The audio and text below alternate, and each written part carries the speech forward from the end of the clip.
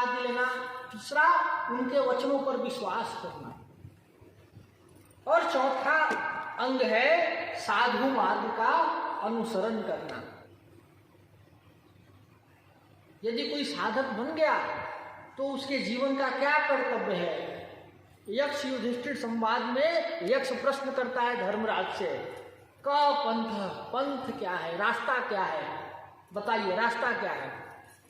हम लोग बोलते हैं ये रास्ता है वो रास्ता है। धर्मराज कहते हैं महाजनो येन गतः स पंथ, महापुरुष जिस मार्ग का अनुसरण करें वही पंथ सर्वश्रेष्ठ है। मतलब महापुरुष जिस मार्ग से चल के गए हो वही इस मार्ग पर हमें चलना है।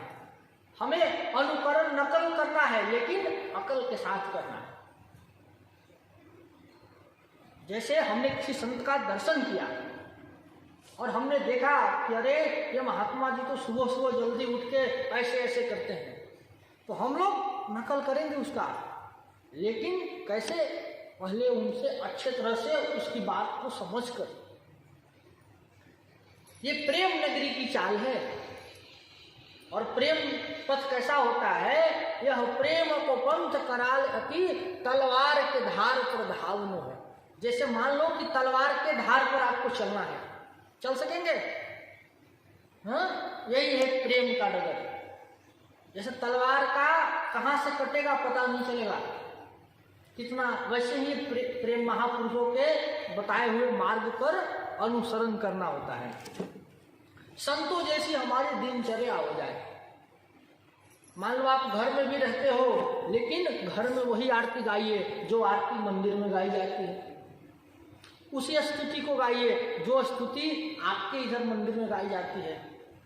कई लोग रोज आरती में नहीं आते हैं, ठीक है, पर आप जब शाम के घर की जो आरती करेंगे तो उसी स्तुति को गाइए, उसी कीर्तन को गाइए जो गुरुदेव गाते हैं, जो संत जन गाते हैं।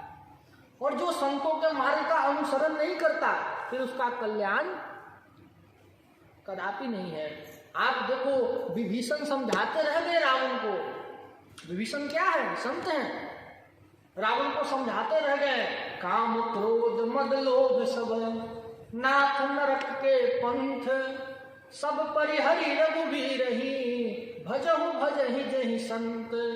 हे तात, ये सब छोड़ दो, काम क्रोध लोभ मोह मद मत्सर ये सब नरक के द्वार हैं। आप इन सब का परित्याग कर दो, जानकी जी को लौटा दो और राम जी का भजन करो। लेकिन रावण ने सुना नहीं। उसने क्या किया? बोलता ये हमारे दल में रहकर शत्रु का गुणगान करता है, इसको ही निकाल दो। और शंकर जी कहते हैं कि रावण जब ही विभीषण त्यागा भयो विभोग तब ही अभागा। रावण क्यों बचा था? क्योंकि विभीषण उसके पास थे, और जैसे ही विभीषण को उसने निकाल दिया तो अभागा हो गया।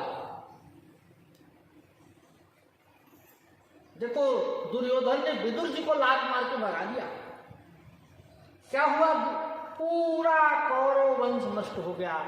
इतना विशाल महाभारत का युद्ध हुआ, मात्र 10 लोग बचे जिसमें पूरे 18 में छौनी सेना थी।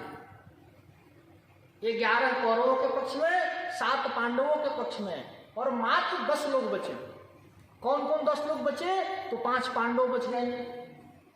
उसके बाद में श्री कृष्ण भगवान बच गए, क्योंकि ये भी तो युद्ध में हिस्सा लिए थे, सारथी बने थे।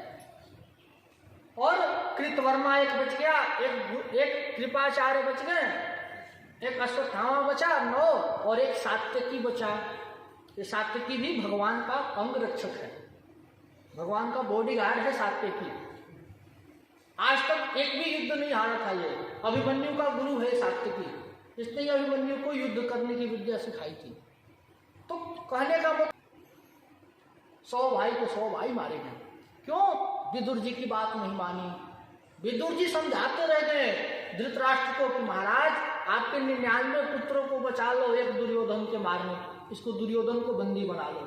लेकिन धृतराष्ट्र ने तो अंदर की भी आंखें बंद कर ली, बाहर से तो आंखें थी नहीं, अंदर की भी आंखें बंद कर ली। और परिणाम क्या हुआ? कोई रोने वाला नहीं, कोई बात दिया देने वाला नहीं, ऐसी दशा हो गई थी। तो साधु मार्ग का अनुसरण करना अर्थात संतों की बातों को जीवन में उतारना।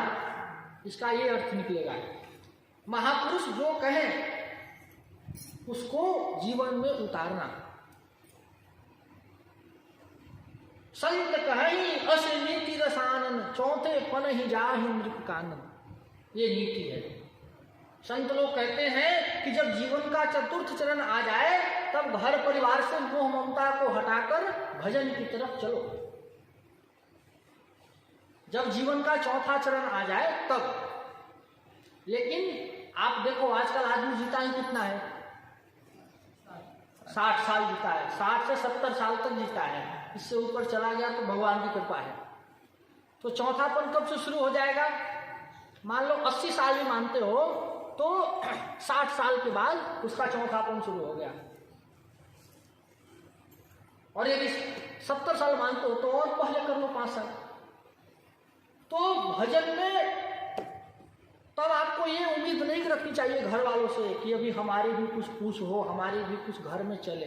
आपको स्वतः ही छोड़ देना चाहिए और अपना आत्म कल्याण के बारे में विचार करना चाहिए। कैसे? जैसे रूप सनातन जी ने त्याग दिया। आप जानते हैं रूप सनातन गोस्वामी एक प्रधानमंत्री थे अपने राज्य के। रूप और सनातन गोस्वामी राजा के यहाँ एक प्रधानमंत्री थे। और कैसे त्याग दिया? बोले जैसे उल्टी करते ना, रूप सनातन गोस्वामी ने जैसे हम उल्टी किए तो क्या हमें उल्टी से प्रेम होगा? घृणा होती है। वैसे अपने सारे संपत्ति सुख साधन को त्याग दिया और फिर जैसे उल्टी करने के बाद आदमी देखता नहीं वैसे अपनी संपत्ति को देखा तक नहीं और एक लंगोट में सीधा वृंदावन आ गए। हम आगे रूप सनातन गोस्वामी आदि का चरित्र उठाएंगे धीरे धीरे करके। कितना त्याग है, कितना मतलब ये आचरण हमें सिखाता है कि यदि आपको भजन साधु मार्ग का अनुसरण करना अर्थात संतों ने जो किया है हमें उनके अनुसार ही हमको भी कुछ करना है। अब इसके बाद में आगे आता है 5वां पॉइंट है सद्धर्म की जिज्ञासा।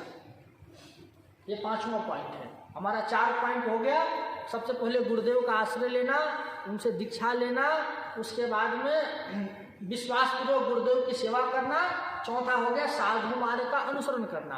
अब 5वां जो पॉइंट है वो है सद्धर्म की जिज्ञासा करना। अब ये नहीं कि महाराज जी हमारे बेटे का विवाह नहीं हो रहा है कुछ करो, अरे ये सब लौकिक धर्म है। मानते हैं बिना उसके भी आदमी सुखी से नहीं रह सकता है। लेकिन अगर देखो विवाह होना है तो भगवान ने अगर लिखा है तो हो जाएगा। उसके चक्कर में आप अपना जिंदगी को खराब कर रहे हो।